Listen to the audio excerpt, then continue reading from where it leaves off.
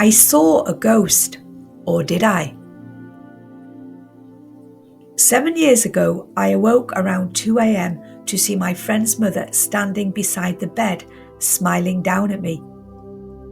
Obviously, I was surprised. I was blurry-eyed, but I knew I wasn't dreaming. I blinked a couple of times, and she was gone. Now, I knew for sure that Jane was in hospital. She'd been admitted for some tests and was due to come out the following day. This occurred between Christmas and New Year, and my friend was really looking forward to having her mum come to stay with her until early January. I almost texted my friend, but what was I going to say at 2 o'clock in the morning? Hey Kathy, guess what? Your mother just showed up in my bedroom. I decided that I probably had been dreaming after all and went back to sleep.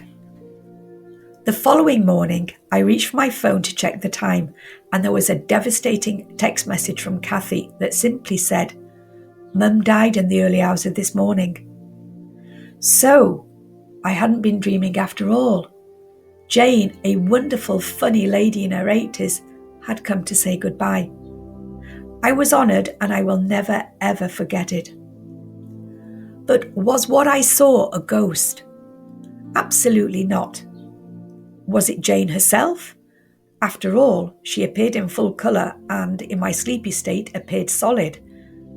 No, it was Jane, but it was an energetic, emotional projection, and powerful enough to wake me up. But a ghost? No. And in order to explain why, I will read a short extract from my book, The Difference Between Spirits, Ghosts and Troublesome Entities. What do I mean when I use the terms ghost and spirit? To me, a ghost is not a thinking, responsive being. Well, not in the way that a spirit is. A ghost can be a drifting energy with limited awareness. It could pass obliviously through your home without seeing, feeling, or acknowledging you. Sometimes physical coldness accompanies a ghost, causing the temperature to temporarily drop. Or its presence can affect the air in the room, making it feel as if everything has slowed down, which often results in a residual sense of melancholy. And although I don't believe that a ghost consciously picks out a particular human soul to haunt, it seems feasible to me that it can be attracted by incredibly low mental and emotional energy, and then continue to hang around, becoming dependent upon the source of its nourishment. Of course, this is an extreme example, and most ghosts will simply pass through and continue on their way, often unnoticed. There can be multiple ghosts passing through or attached to a particular location, without actually being aware of each other, leading me to conclude that a ghost's existence must be a lonely one. Were ghosts once human souls? I think that some probably were, which is sad. Ghostly energy is flat and low on life force. A spirit would have to drift deeper and deeper into unconsciousness and further away from the light in order to deteriorate into such a state of being. Doubtless, other non-physical life forms also fall prey to what I call the grey realm, rather like an astronaut being cut adrift from his station before floating off into space. A spirit, on the other hand, is a thinking, responsive life form, even if it emanates from a dimension of awareness that is low in vibration and density. And not every spirit that we encounter has necessarily experienced an earthly incarnation. So, clearly, Jane was not a ghost.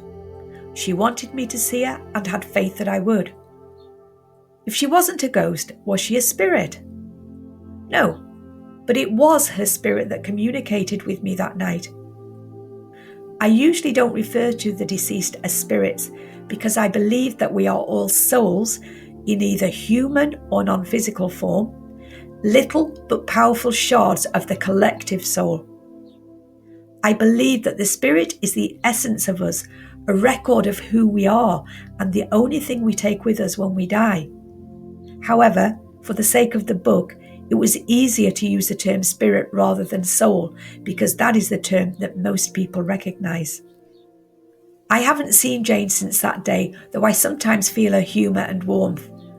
She let me know that she was okay, and that in itself was a precious gift. Have I ever actually seen a ghost? Well, I have certainly seen fleeting shadows and sudden inexplicable movement, and I have felt and heard plenty that is not directly connected to this physical dimension. However, my rule of thumb has always been, if it isn't causing too much hassle, leave it alone. And I have seen plenty of non-physical souls, including a few that weren't even dead. One of these I saw under pretty much the same circumstances as I did with Jane. I awoke in the early hours to see an unkempt, angry-looking man glaring down at me. Again, he was in full colour, and even though I couldn't see his feet, I just knew he was shoeless and wearing tatty grey socks. After a second or two, he disappeared. I believed this man to be the landlord of the house in which we were living at the time. We never met him as he didn't live locally, but we were receiving angry messages from him as a result of a dispute over the rent. I just knew instinctively that it was him. Maybe his astral self.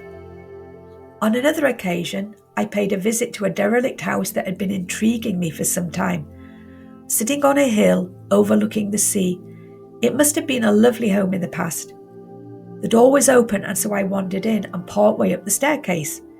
Some of the upper floors were gone, so I couldn't go any further.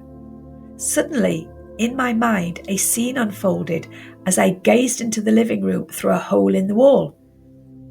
There was a dapper-looking, late middle-aged man and a woman wearing a dressing gown, or housecoat if you prefer. They paid no attention to me, as if totally unaware of my presence. Anyway, later that day, I was explaining to my nearest neighbour what I had seen, and he told me that the couple I described used to live in that house and was still very much alive and living in a nearby village. He was always neatly dressed, and she always stayed in her dressing gown until mid-afternoon. What I saw was an energetic recording, an imprint on the face of time. Now, this is a fascinating subject and one I cover in my book, How the Dead Connect with Us and Vice Versa. As you can see, little is ever as it actually appears.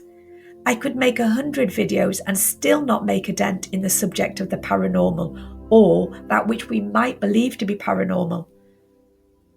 I've given you 3 examples today of occurrences that are all similar, but with completely different explanations.